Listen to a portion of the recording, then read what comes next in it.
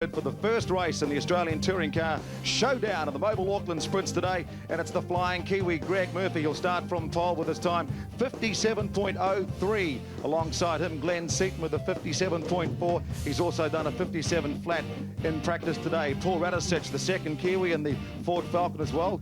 Third on the grid. Alongside him, Wayne Gardner of the Coca-Cola McDonald's Racing Commodore. Alongside him, the Ford Castrol Yokohama Falcon of Tony Longhurst at 57.6, and then the mobile man himself, Peter Brock, and the Holden Racing Team Commodore with the 57.67. And as you can see, it's a very, very tight grid. Alan Jones for position number 7, and then it's John Bell in the Shell FAI racing car. That's the Ford Falcon as well. Alongside him, team boss Dick Johnson in car number 9 on the 9th row of the grid, on car number 17, I should say. And of course, Neil Crompton, the second of the two Coke cars. Rounding out the rest of the grid, it's the two Castrol Commodores of Larry Perkins and also Russell Ingall as they line up down the start-finish straight. Wayne Munro and Stephen Johnson. Stephen's just jumped straight out of the old Trans Am. This should be something special here today, the first showdown in the Mobile Auckland Sprints. It really should be. The track, even though it is quite overcast, it is fairly hot, and I know in my race the tyres did get extremely hot, and they're going to be struggling towards the 20-lap race today. And Wayne Munro, how do you see the showdown between the Fords and the Commodores and this Kiwi crowd? I mean, 25,000-30,000 to see the great V8s.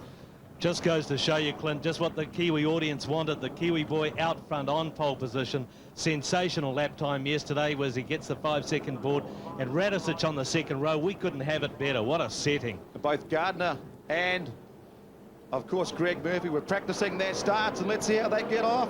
And Greg Murphy's got off to a good start. Oh, Brocky gets a hit too, Clint, from behind by Dick, I think. Stephen, it's Dick or John Bow gave him a bit of shunt as Brocky bogged it down the line. No, it was actually John Bow then that got a very bad start, and unfortunately Peter Brock got a bad start as well, so they're towards the end of the field. So two of the more experienced campaigners off to a bit of a slow start, but it's the flying Kiwi Greg Murphy. He's got a great start down the back straight for the first time in the number 1 Mobile Holden Racing Team Commodore.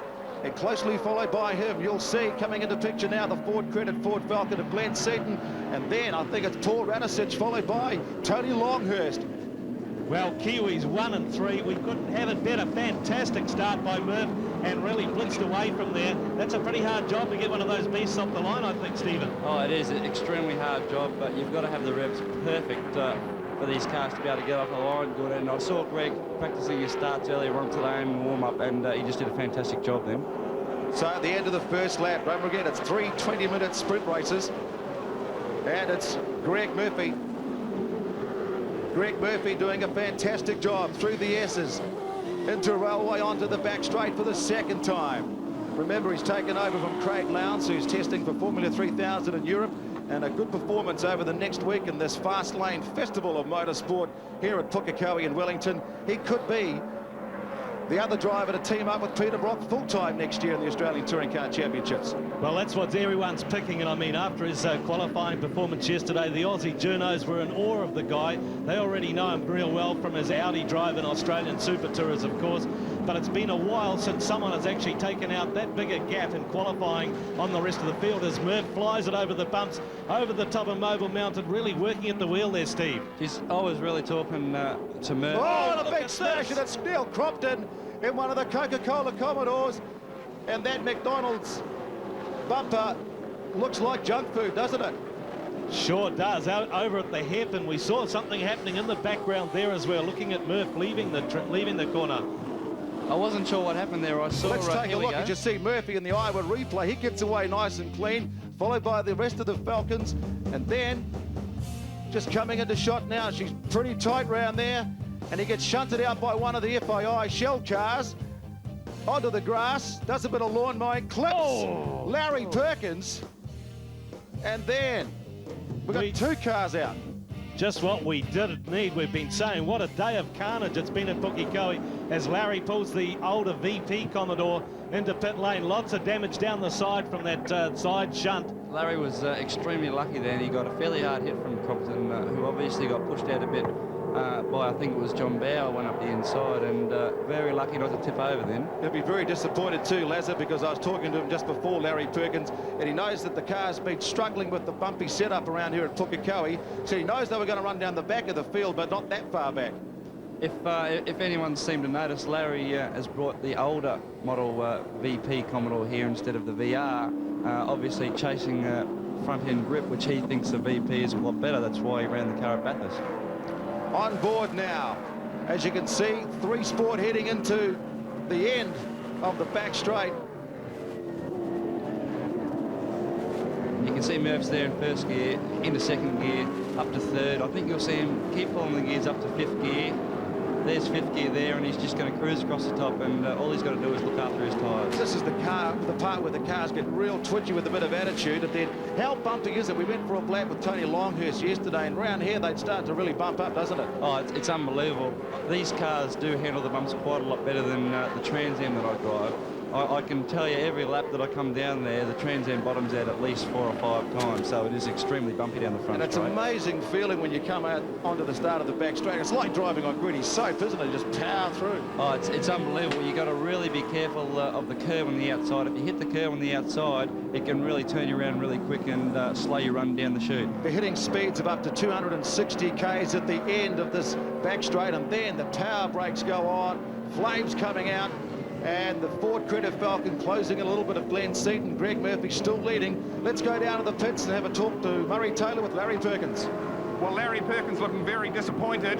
An early finish. Yeah, definitely early. Yeah, she was very hectic out there, and Neil Crompton got pushed wide at the hairpin and got well in the dirt, and consequently got very sideways and speared across the track, and his T-boned me when I'm just trying to drive up the straight. Yeah. Well, a big bash. You out for the day?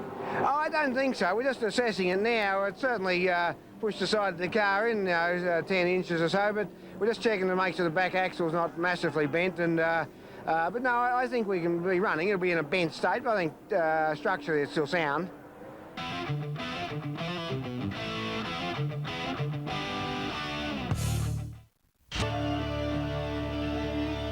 T still out in the front. It's Greg Murphy, the New Zealander on the Commodore, Glenn Seaton in the Falcon, Holden, Ford, 1 and 2 at this stage. I was just looking at the lap times, and the last lap time from Glenn Seaton is 0.4 of a second faster than Greg Murphy, so he's definitely catching him. Well, visibly, look how close he's moving in there on Murph as they go across the top of Mobile Mountain.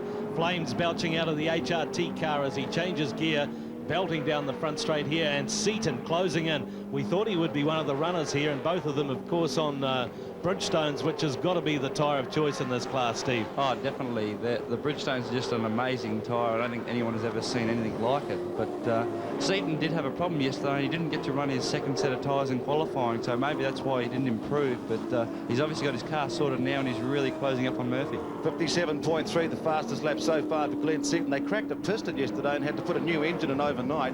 And Glenn's very relaxed. I mean, he just loves the scene here at Pukekohe. He's very happy with the car. No problems about the bumps.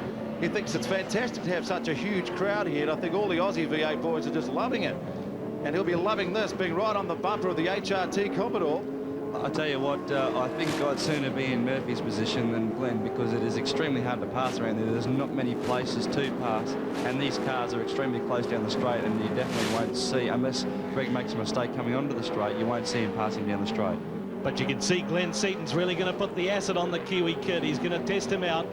Brocky was saying before, it looks like maybe these guys have shocked the opposition with Murph's performance yesterday. Look at Seaton, really close through the S's there, really gets tight on him, looking for a run down the back straight, but hello, HRT just goes away from, in the Tony wall. Longhurst has hit the wall. Well, he's done that in Wellington a couple of years ago, and he won't be happy about kissing the Armco here at Pukekohe. So obviously this is the third of the high-profile cars to suffer a bit of a shunt here at Pukekohe. I think he's actually missed the wall. He's just he's had a spin coming into the bus stop down there to Railway, and he's obviously just spun off into the sand, and he's just got bogged. Well, he'll be pleased he hasn't hit the wall.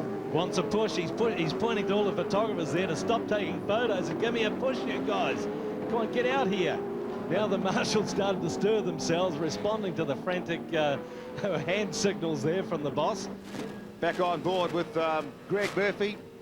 The Mobile One in-car camera putting you in the driver's seat. 3 Sport through this S's. There's Tony Longhurst. So he's gone straight through those S's at that little chicane and then onto the back straight now for Greg Murphy. Tell us what it's like to go down the back straight here at Pukekohe, Stephen Johnson. You come onto the back straight really trying to get a good run, and I tell you what, all you can see is just black road in front of you. It is that long down there, and once you come to this, that corner doesn't look like much on TV, but I'll tell you what, when you're doing 280 odd kilometres an hour, it's a fairly frightening corner. Paul Radisson from the British Touring Car Championships under pressure from Wayne Gardner. I was just about to notice, I noticed on the lap times that Wayne Gardner has done a quite quick lap time of 58.22, which was, and his last lap was 0.6 of a second faster than Paul's, so I thought they'd be fairly close. So the world bike star, the 500cc world champ, making a big comeback here. Of course, it's quite interesting that these guys... Look at that, Wayne Gardner! He's lost it over Mobile Mountain. Oh, the Coke boys won't be happy about that. They've had a terrible race this race with Crompton out and now Gardner. Well, it's obviously got a bit twitchy in a car with attitude, the wrong sort of attitude, and he's just spun it offline. Look at the huge crowd here. They'll be just buzzing. They'll be going off. Unbelievable. Smack bang in the middle of the track right in front of us. Wayne Gardner, superb crash for the fans. Bad for the team, though. Let's see what happened. Just coming up right behind Radisich. There's quite a big bump right in the middle here, and I think he's just hit, there's one big bump when you get back on the throttle, and he's basically just lost control and smacked into the wall. It looked like it hit pretty hard on the right front wheel, so there's no doubt he's got some steering damage. Unbelievable stuff. The poor Coke team, I mean, they came here, you know, looking for such a great performance out of these two cars, and poor old Wayne Gardner just whams it, slams side on into the Armco, top of the hill. All that crowd up there getting this action wham in their face as the Ford Explorer pace car slows everybody down to a crawl. I think they may have to change Mobile Mountain now to the Big Mac. Not the introduction you were looking for to Pukekohe. What happened? Was it the bumps? No, the back tyre blew out in the corner, in the middle of the corner, it blew out, and obviously it turned me into a spin and spun me around, so I was lucky that I actually got away with minor damage. Particularly, it's a very, very fast corner, so the tyre's just not up to the job. Well, Wayne, you were on a charge there. Yeah, it was going good. I think I probably would have got Paul, and the car was feeling pretty good and working good, and I was pretty confident with it, but that just came out of the blue. It's something that just becomes, you know, it's unexpected, obviously, and it just spun the car into a spin straight away without any premonition or any no knowledge that was going to happen. So yeah, it was a little frightening. I got a bit of a headache from it all, but fortunately the car's not too bad. Okay, you've had a look at the car.